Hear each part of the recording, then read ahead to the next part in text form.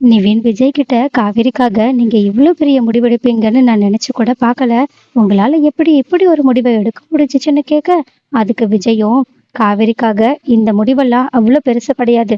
நான் இந்த நிலைமையில அவ கூட இருக்கணும்னு ஆசைப்பட்டேன். அவ்வளவுதான்.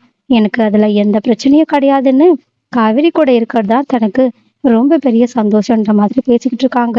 ஆனா இன்னொரு பக்கமும் சாரதா காவேரி கிட்டயே நீ கர்ப்பமா இருக்கன்னு தெரியாம நான் நிறைய தடவை உன் மனசு கஷ்டப்படுற மாதிரி கங்காவுக்கு அது இதுன்னு பண்ணிட்டேன்னு நினைக்கும் போது எனக்கு எவ்வளவு வருத்தமா இருக்கு தெரியுமான்னு சொல்ல, அதுக்கு காவேரியும் எனக்கு நல்லா தெரியுமா, நான் கர்ப்பமா இருந்தா நீ என்னை எப்படி பார்த்து பண்றத என்னால அப்ப கூட உணர முடிஞ்சுச்சு.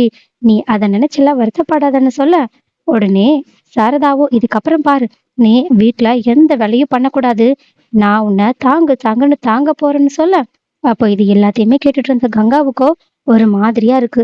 ஏன்னா இவ்ளோ நாளா நம்மள அப்படி கவனிச்சுக்கிட்டு இருந்தவங்க இப்போ காவிரிய நம்மளை விட அதிகமா கவனத்தோட பாத்துக்க போற மாதிரி பேசிக்கிட்டு இருக்காங்களேன்னு அவங்களுக்கு மன வருத்தம் இருக்கு.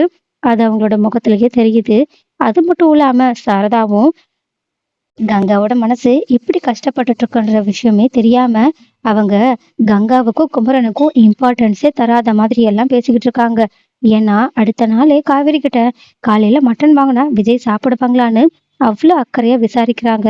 காவேரியும் விஜய் என்ன கொடுத்தாலும் சாப்பிடுவாங்கன்னு சொல்ல, உடனே சாரதா கொஞ்சம் கூட யோசிக்காம கங்கா கிட்ட குமரன் தம்பி கடைக்கு போகிறதுக்கு முன்னாடி மட்டன் போய் வாங்கிட்டு வர சொல்லிடுன்னு சொல்ல, கங்காவும் சரின்னு சொல்லிடுறாங்க.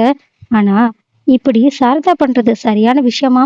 ஏன்னா 2 மாப்பிள்ளை இருக்கும்போது 2 பேருக்குமே ஒரே மாதிரியான மரியாதையும் உபசரிப்பும் இம்பார்ட்டன்ஸும் தரணும்னு கங்கா யோசிக்கிறது அவ்வளவு பெரிய தப்பு கிடையாது.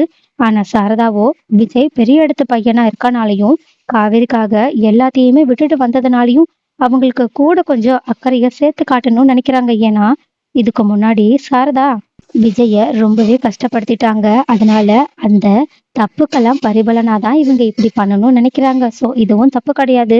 சோ இந்த 2 பேரோட மிஸ் அண்டர்ஸ்டாண்டிங்கோ இல்ல பிரச்சனையோ எப்பதான் ஒரு முடிவுக்கு வரும்? யாரு என்ன பண்ணா இந்த பிரச்சனை சரியாகும்னு நீங்க நினைக்கிறீங்கன்றத கமெண்ட்ல சொல்லுங்க.